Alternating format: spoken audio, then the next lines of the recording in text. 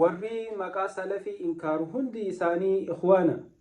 warri salafiyyaan hin jirtu je'ee maqaa salafiyyaa lafarraa dhabamsiisuu barbaadu hundi ikhwaana. wanni akkana ja'atun ajandaa yeroo teenatti sheekota keenya keessaafuu warra gara Harargee jiran kana akka malee ajandaa baasee fi rakkisaa jiru. obboleeyyan kiyya yeroo akka malee ummanni islaamaa cinqatee akka malee diiniif hawwee diin barachuu hawwuu keessatti yeroo adawwiin islaamummaa duraa fi duubaan itti dhuftee goolii keessa neeytee yeroo akka malee pheenxeen ummata keenya irratti da'waa bantee bakka rakkoon jirtutti nama hafarsiisu jirtutti ulamaan keenya salafiyyaan ni jirtii fi hin jirtuu irratti hokkee ol qabanii tanuma dalagaa godhatan ganamaa fi galgala. obboleeyyan kiyya warri salafiyyaaniif yaamtanis warri salafiyyaan hin jirtu jettanii walirra duulaa ooltanis yeroo tanatti hawaasa keenyaatu maqaa kanaan jeeqamu jira. salafiyyaan hin jirtu warri jiru hundi ikhwaana jedhee warri baaksii takkatti nama guuree nama cafaquus.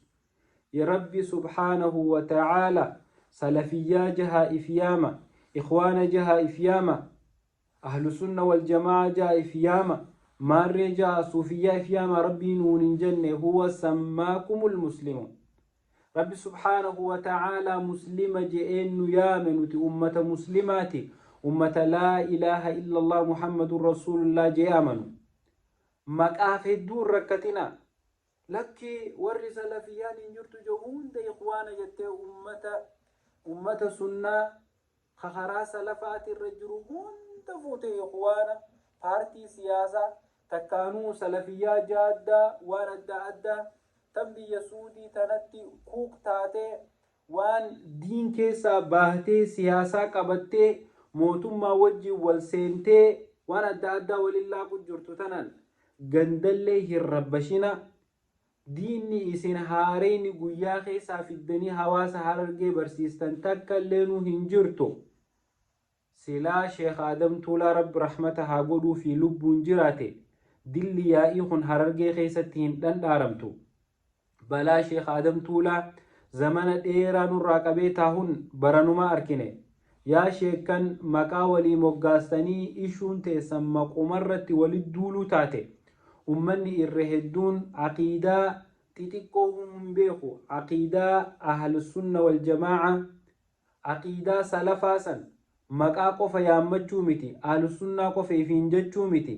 akka dhaloonni dhufaa jiran kun aqiidaa baratan, akka dhaloonni dhufaa jiru kun hin jallanne, akka dhaloonni dhufaa jiru kun islaamummaa keessaa hin baane diin islaamaa akkuma sheekottiin teenya dur facaasuu turtetti facaasuu irratti xiyyeeffadha. nagaya maqaa adda addaa waan siyaasaan wal dhahee jiru walirra maxxansitanii ifillee jeeqanii hawaasallee jeeqina. ni'imaa amma nuu dhufte tana majliisa amma tasgabbaawee xiqqoo nu harka seene kana nu harkaa hin baasina. tasgabbaawa maqaa dur hin beeyne hunda nutti fiddanii nuun hin jeeqina.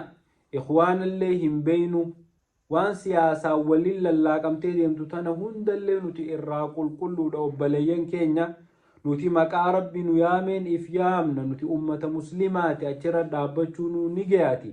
tanaan nun rabbashina. hawaasa keenyallee haara galfachiisa. hawaasa jeeyxanii shari'aa islaamaa keessaa hin baasina. hawaasaaf nagaya kanna. rabbi subhaanahu wa ta'ala nu haa qajeelchu. wassalaamu alaykum wa rahmatullaahi wa barakaatuh.